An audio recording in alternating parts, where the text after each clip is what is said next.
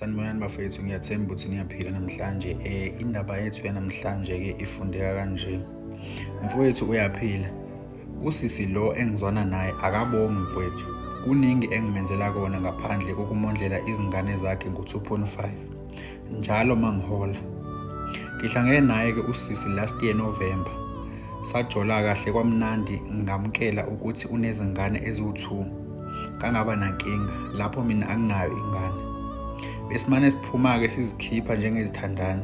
Ngimthengela nezimpahla zokugqoka, ngimenza nekhanda. Abe kucela nje bekimnika mfowethu. Shuthi wezwa ubaba wengane ukuthi sethole indoda, waqala wangazinaki izingane zakhe. Kwaba ukuthi imali yegrant ayaneli for i-transport kamalume ozihambisa esikoleni. Ngimtshele-ke ukuthi ngizomsiza ngo-2.5 for izingane ukuthi akwazi ukuzinakekela. Hayi ajabule-ke ubhebi. Siqhubeke-ke nodali. Ubefika-ke nakwi-apartment yami akline awashe kube kuhle. Ngijabule-ke nami ukuthi ngithole umuntu okhuthele. Ngize ngimbone umuntu o-right. Kanti angibuzanga elangeni mfowethu. Inkinga iqale kulamasonto adlule sisanda ukuhola. Ngimfakele-ke imali esavumelana ngayo ewu-2.5.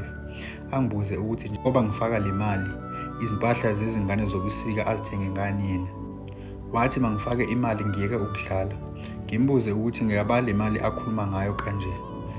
Akayicili nakahle, wathi yena ungenzela yonke into endlini yami kodwa mina nginesibini sokuthi ngikhulume kabi kanje nokuthi ngimondlele izingane zakhe ngo-2.5. Angimcabangeli incane nje le mali engimnika yona. Ngimbuze ukuthi ubaba wazo uzinika malini. Athi lutho. Ngathi uma kungekho enough makangiyeke mina athole impunyela. Angithwalanga mina, ngisebenza kanzima. Incane kabi le mali engiyitholayo ayifike ngisho ku-30k lo. Wathi yena kusukela manje kumele ngimnike u-5k.